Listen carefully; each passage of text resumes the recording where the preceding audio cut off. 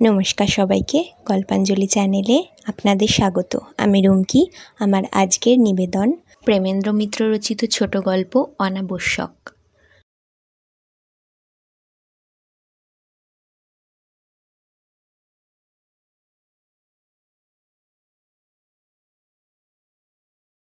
স্বর্ণময়ীর রাত্রে অমন অনেকবার ঘুম ভাঙে। ঘুম তাঁর অত্যন্ত পাতলা। ঘুম পাতলা না হয়ে উপায় কি? গত 4 বছর তাঁকে সারা রাত অনেক রকম হুঁশিয়ার থাকতে হয়েছে। বেনুর শোয়া ভালো নয়, মাথায় তার বালিশ থাকে না, শীতের রাতে লেপ সরে যায় গা থেকে। কুণ্ডুলি পাকিয়ে খাটের এক কোণে হয়তো দেখা যায় সে অকাতরে ঘুমোচ্ছে। আর মিলির রাতে জল চাই অনেকবার। ঘুম ভাঙবা মাত্র আবার তার আলো না দেখতে পেলে ভয় করে, অথচ ঘরে আলো জ্বেলে রেখে ঘুমোবার উপায় নেই। বেনুর চোখের পাতা তাহলে আর বুঝবে না। তাছাড়া ঘরে বাতি জ্বেলে রাখা নাকি খারাপ, বিশেষত শীতের রাত্রে দরজা জানালা বন্ধ করে। স্বর্ণময়ীর বালিশের তলায় দেশলাই ঠিক রাখতে হয়, আলো জলের কুঁজো গেলাস রাখতে হয় মজুদ মাথার কাছে। রাত্রে ক্ষণে ক্ষণে উঠতে হয়। মিলি হয়তো লেপে মাথা পর্যন্ত ঢাকা দিয়ে হাঁপিয়ে উঠছে। বেনুর মাথাটা হয়তো খাট থেকে ঝুলে পড়েছে। অনেক কিছু অনেকবার রাত্রে জেগে স্বর্ণময়ীকে খোঁজ করতে হয়। ঘুম তাঁর তো পাতলা হবেই। গত 4 বছর ধরে তিনি ভালো করে আর কবে ঘুমিয়েছেন? আর গত 4 বছরই বা কেন? সারা জীবন তো তাকে সজাগ থাকতে হয়েছে, সমস্ত সংসারের ওপর সজাগ। স্বামী ছিলেন আপন ভোলা লোক, পয়সা রোজগার করে এনে দিয়েই খালাস। তারপর আর তার দায় নেই, দায় নেবার ক্ষমতাও ছিল না। চাকরির বাইরে তিনি একেবারে অসহায় শিশু। স্বর্ণময়ীর 3 ছেলে 2 মেয়ে, তার ওপর আরেকটি শিশুর ভার তাকে নিতে হয়েছিল। সকলের চেয়ে অসহায় এই শিশুটি। হ্যাঁ গা, নবীন ময়রা যে কিসের দাম চাইতে এসেছিল। তা দাম দিয়েছ তো? স্বামী একটু গর্ব ভরেই বুঝি বলেছেন। আমিও তো আলগা নাকি, না জেনে শুনেই দাম দিয়ে দেব? কিসের দাম আগে খোঁজ করতে হবে না? স্বর্ণময়ী খানিক অবাক হয়ে তাকিয়ে থেকে বলেছেন, বাহ, কিসের দাম তুমি জানো না?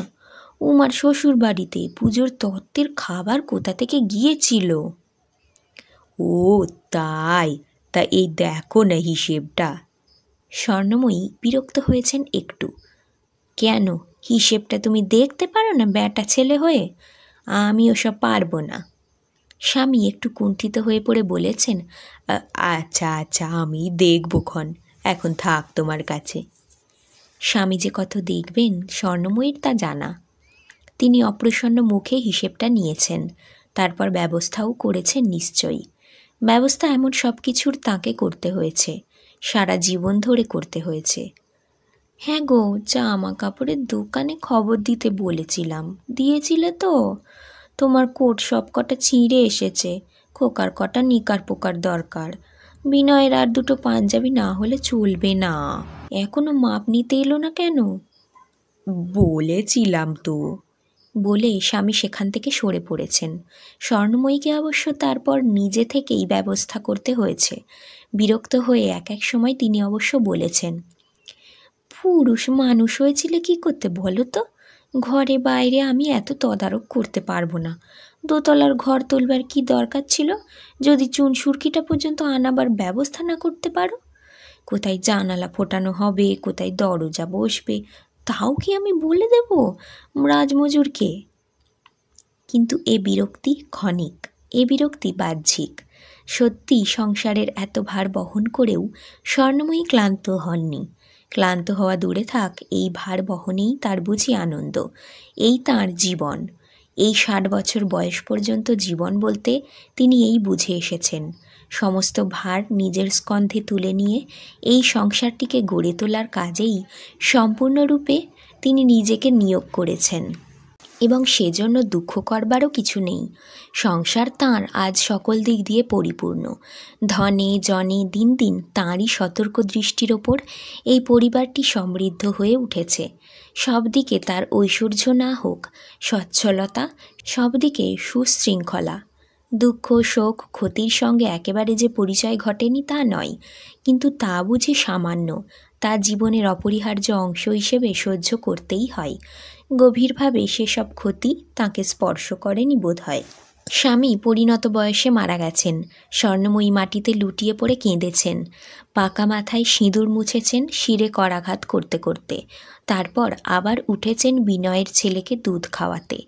বড় বৌমাকে ধমকে বলেছেন, ছেলেটাকে বাঁচতে দেবে না তুমি বৌমা? বাচ্চার পেট একেবারে ভুঁয়ে পড়ে গেছে। কোন যুগে খাইয়েছিলে বলো তো? আরও একটু কঠিন আঘাত বুঝি পেয়েছিলেন ছোট মেয়ের বেলা। একটিমাত্র ছেলে রেখে অত্যন্ত অল্প বয়সে সে তাঁকে কাঁদিয়ে গেছে। একদিন স্বর্ণময়ী বিছানা থেকে ওঠেননি। তার পরদিন বড় ছেলেকে বলেছিলেন, এখানে আমি থাকবো না, আমায় কোনো তীর্থে পাঠিয়ে দে। তীর্থে যাওয়া আর হয়ে ওঠেনি। কেমন করে আর হবে? 5 বছরের মা মরা ছেলে বেনুকে তাহলে মানুষ করে কে? ছেলেটা বাঁচলে তবু মায়ের নাম থাকবে। বেনুর বিছানা সেই থেকে তাঁর খাটের ওপর হয়েছে। শুধু বেনুর জন্যই তাঁর সংসারে থাকা নয়, তিনি না দেখলে এত বড় সংসার সামলাবেই বা কে? কারুর ওপর তাঁর বিশ্বাস নেই। নিজে না দেখলে কোনো বিষয়েই তাঁর স্বস্তি নেই। এই সংসারের সমস্ত দায় ঘাড়ে করা আর কারো সাধ্য নয়। ছেলেদেরও বুঝি তাই বিশ্বাস। তাঁর তীর্থযাত্রার কথায় বিনয় তো তখনই মুখ ভার করে বলেছিল, বেশ যাও, কিন্তু এখানে কিছু গোলমাল হলে আমি জানি নে। গোলমালই বা হবে কেন রে? এখনো তোরা নিজেরা দেখে শুনে সংসার করতে পারবি নে? মুখে বললেও স্বর্ণময়ী জানতেন তারা পারবে না, এবং সেই জন্যই তার কোথাও যাওয়া ঘটে ওঠেনি। সংসার তাঁর সকল দিক দিয়ে পরিপূর্ণ। ছেলেরা মানুষ হয়েছে, বিয়ে থা করে সংসারীও হয়েছে সবাই। পয়সার অনটনও নেই। আর সবচেয়ে যা আনন্দের কথা, এই সংসারে নেই অশান্তি। এমনি ভরা সুখের সংসার রেখেই নাকি লোকে অবসর গ্রহণ করতে চাই। লোকে সে কথা বলেছেও। এইবার কাশি বাস করলেই পারো বিনয়ের মা, সংসার তো গুছিয়ে দিয়েছে ছেলেদের, আর কেন? স্বর্ণময়ী মুখে হেসে বলতেন, যাব বই কি মা, এমন করে আর সংসারের জঞ্জাল ঘাঁটবো কতদিন? আর কি ভালো লাগে? কিন্তু ভালো তাঁর সত্যিই লাগে। শুধু ভালো লাগে কেন, এ সংসার তাঁর নেশা। এ ভার বহনে তাঁর ক্লান্তি নেই। দীর্ঘ 60 বছর বয়সেও তাঁর ক্লান্তি আসেনি। তা এখনও তো তিনি সবল, সুস্থ, সক্ষম। বউয়েরা এ বয়সেও তার সঙ্গে খেতে পারে না। একালের মেয়েদের চেয়ে তিনি অনেক শক্ত। সংসার থেকে কী জন্য তিনি অবসর গ্রহণ করবেন? তার অবর্তমানে এ সংসারকে সমস্ত ক্ষতি থেকে কে বাঁচাবে, এই ভাবনাতেই তিনি কাতর। তার মনে হয় তিনি 2 দিন সরে দাঁড়ালেই এই সংসারের সমস্ত বাঁধন যাবে আলগা হয়ে, সমস্ত দুর্বল স্থান হবে অনাবৃত। যে সৌভাগ্য, যে সম্পদ তিনি তাঁর সদা সতর্ক দৃষ্টিতে পাহারা দিয়ে এসেছেন, অক্লান্ত পরিশ্রমে তিল তিল করে যা সঞ্চয় করেছেন নানা ছিদ্রপথে, তা যাবে অচিরে নিঃশেষ হয়ে। না, তাঁর কোথাও যাওয়া হতে পারে না। সংসার ছেড়ে তীর্থধর্ম করে যে সুখ পায় পাক, তাঁর তাতে সুখ নেই। তীর্থধর্মের কোনো মানেই তিনি খুঁজে পান না, সত্যি কথা বলতে গেলে। আর তাছাড়া কোথাও গিয়ে তিনি স্থির হয়েই যে থাকতে পারবেন না। সকাল হলেই তাঁর মনে হবে হয়তো রাত্রে বাছুর বাঁধা হয়নি। সকালে গোয়ালা এসে 1 ফোঁটা দুধ পাবে না। ছোট বৌমা নিজেও রুগ্ন, তাই ছেলেটিও হয়েছে তাই। ছেলেটা দুধ অভাবে টাটা করবে, হয়তো বাজারের দুধ আনিয়ে খাওয়ানো হবে। তাতে কি অসুখ করবে কে জানে। শুধু এই একটা ভাবনাই নয়, সমস্ত দিন তার মনে হবে তাঁর তত্ত্বাবধানের অভাবে সংসারের সমস্ত কাজ হয়তো অসংখ্য ত্রুটি ঘটছে। বেনুর সর্দি কাশির ধাত, সেই জন্য জলের প্রতি টানটাও বেশি। হয়তো সে পরমানন্দে বিনা বাধাই চৌবাচ্চার জল নিয়ে মেতে উঠেছে। বিনয়ের মেয়ে মিলি মায়ের চেয়ে ঠাকুরমার ন্যাওটা বেশি। মেয়েটা আবার অত্যন্ত অভিমানী। তার মর্জি মেজাজ বুঝে কেউ হয়তো চলেনি। মেয়েটা কেঁদে সারা হচ্ছে। বাজার ঠিকমতো করতে পাঠানো হয়েছে কিনা, ছেলেদের স্কুলের ভাত ঠিক সময়ে দেওয়া হয়েছে কিনা, অসুখ শরীরেও ছোট বউয়ের ওষুধ খাওয়ার গাফিলতি, হয়তো সে ঠিকমতো ওষুধ খাচ্ছে না, হয়তো ঝি এঁটো শুদ্ধই বাসন মেজে তুলেছে, হয়তো তেলওয়ালা 2টো দাগ বেশি দিয়ে গেল। ইত্যাদি নানান দুশ্চিন্তা তাঁকে এক মুহূর্ত শান্তিতে থাকতে দেবে না, যেখানেই তিনি থাকুন না কেন। স্বর্ণময়ী তাই ভরা সুখের সংসার রেখে তীর্থধর্ম করার সমস্ত সুযোগ পেয়েও গ্রহণ করতে পারেননি। সমস্ত বুক দিয়ে এই সংসার আঁকড়েই পড়ে আছেন। নিশ্চিন্ত হয়ে দুদণ্ড তিনি চোখ বুজতে পারেন না। চোখ বুঝবার তাঁর উপায় কি? সমস্ত সংসার যে তাঁর ওপর নির্ভর করে আছে, তাঁকে যে সজাগ থাকতেই হবে। কিন্তু হ্যাঁ, একটু কিন্তুও আছে। এ সন্দেহ স্বর্ণময়ীর মনে উদয় হয়েছে মাত্র কিছুদিন, কিন্তু কিছু দিনেই তার সমস্ত জগৎ যেন ওলটপালট হবার উপক্রম হয়েছে। আজ রাত্রেও ঘুম ভাঙা মাত্র স্বর্ণময়ী পাশের বিছানায় অভ্যাস মতো হাত বুলিয়ে দেখেন, বেনু কোথায় গেল? বেনু হয়তো খাটের ধারে গিয়ে পড়েছে, একেবারে এখনই পড়ে যাবে। ধর্মর করে স্বর্ণময়ী বিছানায় উঠে বসেন। তারপরই তাঁর মনে পড়ে যায় বেনু আর তাঁর কাছে শোয় না, কদিন ধরেই শুচ্ছে না। বেনু বড় হয়েছে, বড় হওয়ার পৌরুষ গর্বে সে দিদিমার তত্ত্বাবধানে একান্তভাবে থাকাটা লজ্জাকর মনে করে। কেন, তার ভয় কিসের? সেও অনায়াসে একটা বিছানায় একা শুতে পারে, সে তো আর মিলি নয়। স্বর্ণময়ী হেসে বলেছেন প্রথম দিন, বউ এলে একলা শুবিক্ষণ, তখন বউ তোকে আগলাবে। বেনু গম্ভীরভাবে বলেছে, আমাকে কাউকে আগলাতে হবে না, আমি একলাই শোবো।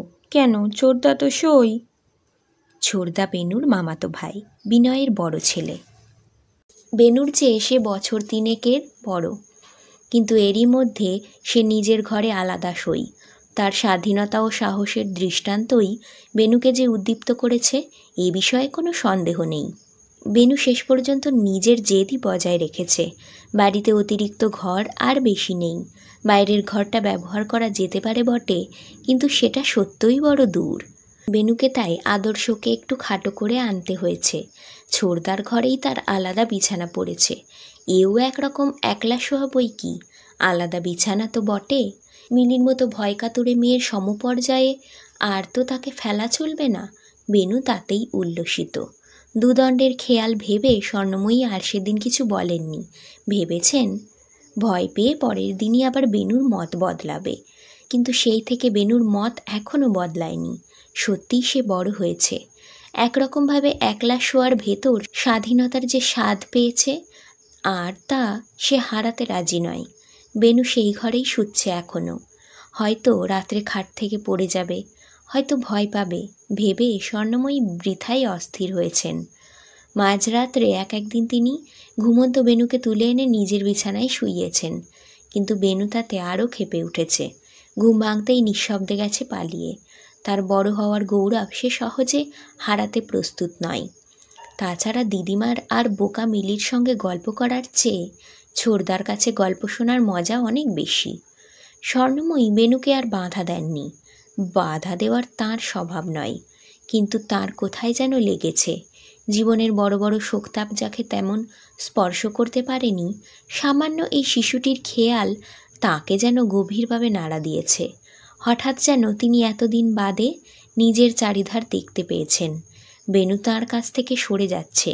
শুধু বেনু নয়, সবাই যেন তাঁর কাছ থেকে সরে যাচ্ছে অমনি। সবাই যাচ্ছে তাকে ছেড়ে। আশ্রয় করবার মতো কোথাও কিছুই তাঁর নেই। তার সত্ত্বেও তার সব কিছু ধরে রাখবার এই চেষ্টাই যেন অত্যন্ত হাস্যকর, অত্যন্ত করুণ। এ চেষ্টা হয়তো সকলকেই পীড়া দিচ্ছে। স্বর্ণময়ী বেনুর শূন্য বিছানায় হাত রেখে অনেকক্ষণ বসে থাকেন। নিজেকে তার সাহসা অত্যন্ত অনাবশ্যক বলে মনে হয়। মনে হয় তিনি যেন অকারণে পথ জুড়ে বসে আছেন, নিজের প্রয়োজনীয়তা সম্বন্ধে ভ্রান্ত ধারণা নিয়ে। বেনুর আর তাঁকে দরকার নেই। সে বড় হয়েছে, তার স্নেহের অতিসাহ্যই তাকে পীড়িত করে। সে এখন স্বাধীন হতে চায়, আত্মনির্ভরশীল হতে চায়। এই তো স্বাভাবিক, এই তো ভালো। হয়তো এই সংসারেও আর তাঁকে এমনি দরকার নেই। এই সংসারও স্বাধীন হতে চায়। তিনি জোর করে তার ওপর নিজের শাসন ও শৃঙ্খলার ভার চাপিয়ে রেখেছেন মাত্র।